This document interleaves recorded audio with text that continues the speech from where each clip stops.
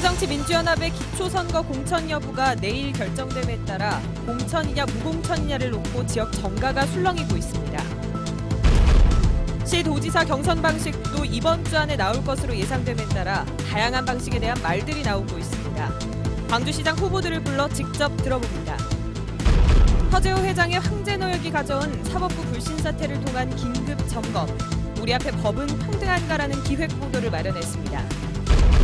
정부가 고용률을 높이기 위해 시간 선택제 일자리를 교직으로까지 확대하기로 하자 교육대학교 예비교사들이 동맹휴업에 나섰습니다. 여러분 안녕하십니까?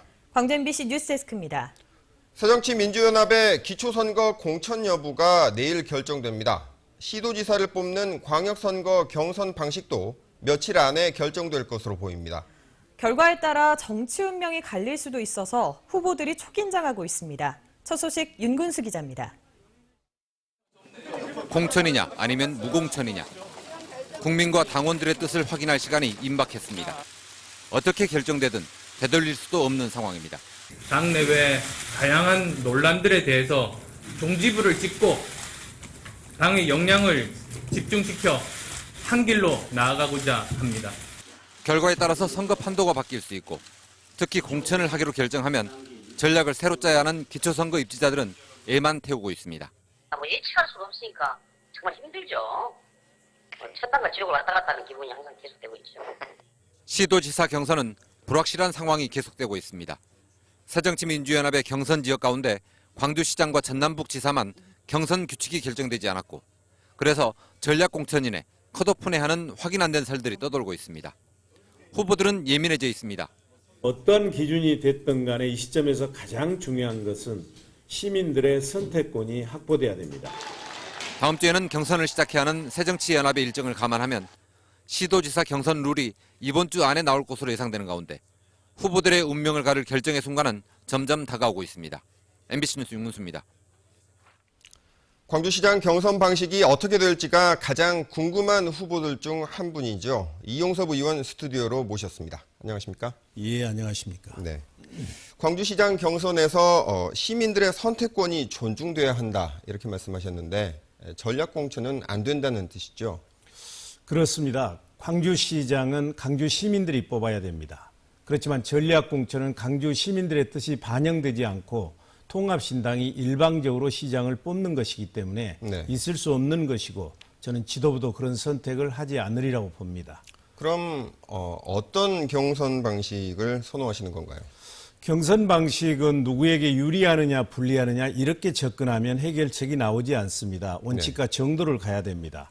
저는 광주에서 경선 방식은 우선 시민들의 선택권이 확보돼야 된다. 왜냐? 본선에서 시민들이 참여할 수가 없기 때문에 그렇습니다.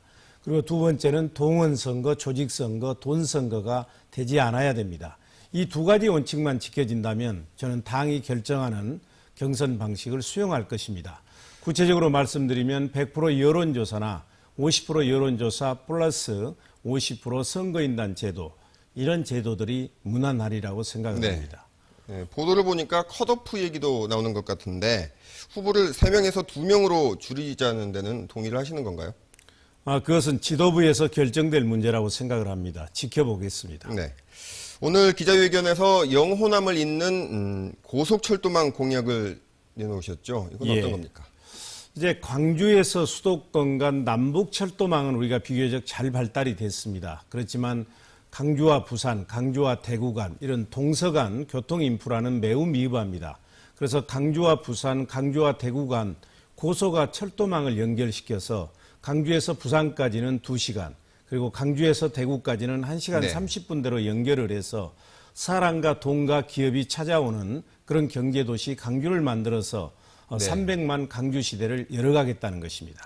경제성이 좀 의심이 되는데 아무래도 서울과 호남을 잇는 호남 KTX보다는 경제성이 떨어질 것으로 보이는데 이건 어떻게 해결하실 겁니까? 이것은 이제 시비는 들어가지 않습니다. 정부가 전체 금액을 조달하는 것이고요. 아무래도 지역균형 발전을 위해서는 좀 낙후된 도시의 경우에는 경제성이 떨어지지만 이제 철도가 다니기 시작하면 경제성이 올라가게 되는 것이죠. 네. 철도 얘기가 나와서 말인데 KTX 광주역 진입 문제에 있어서 유보적인 입장이시죠? 지금도 그렇습니까?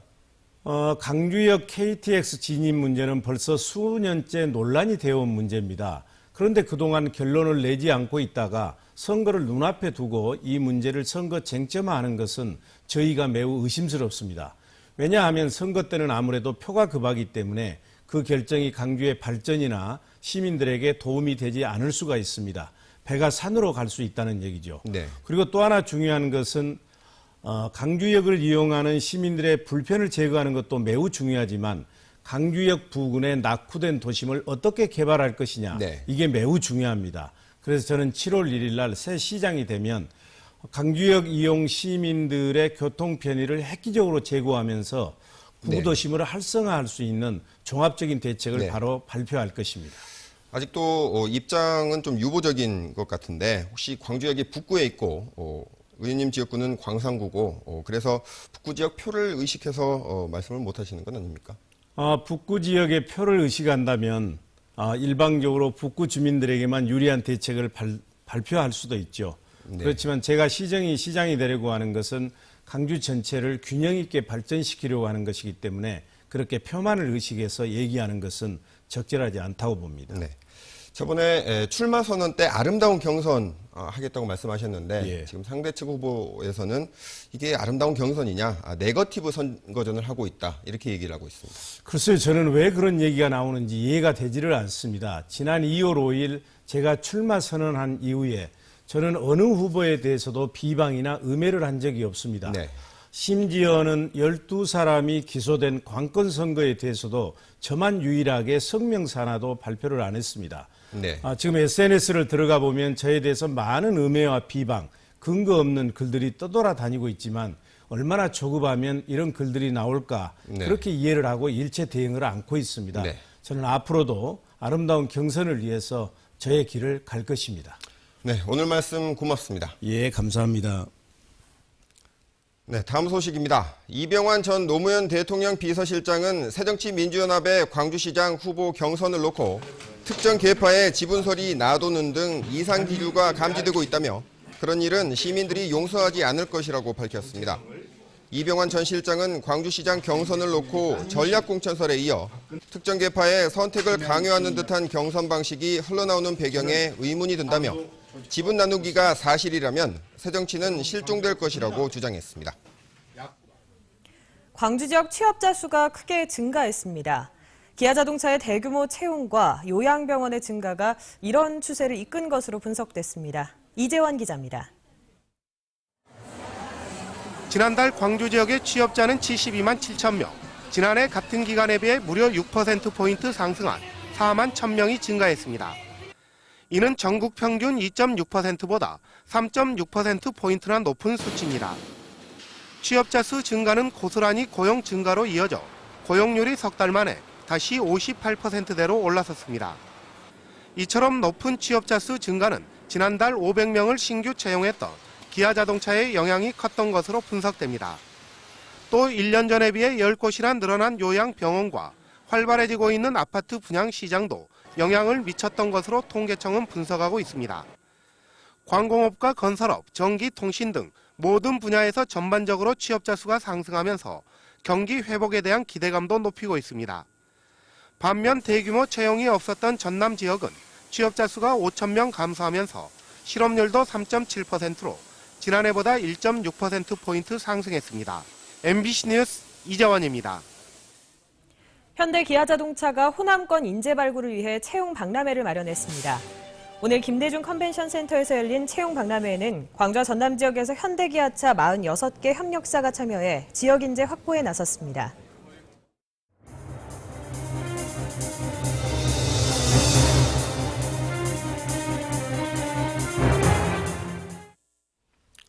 광주지법과 광주지검은 우리 지역의 막강한 권력기관이지만 공평하고 엄정하게 사법정의를 실천하고 있는가에 대해서는 많은 사람들이 의구심을 갖고 있습니다.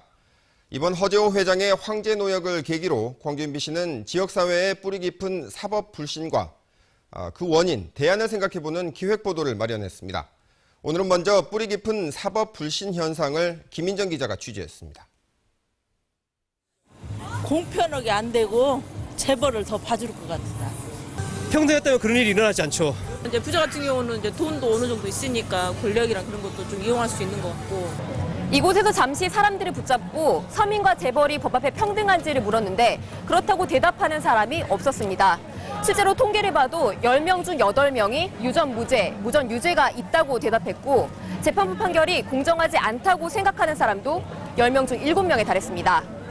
법원 앞에서도 돈 없는 사람은 재판에서 질 수밖에 없다며 억울함을 호소하는 사람들을 쉽게 찾을 수 있었습니다. 정말로 판검사하고 검사하고 변호사하고 다 한 통속이 돼갖고 돈 없고 인맥 없고 배경 없는 사람들은 딱 지게 돼갖고 있어요.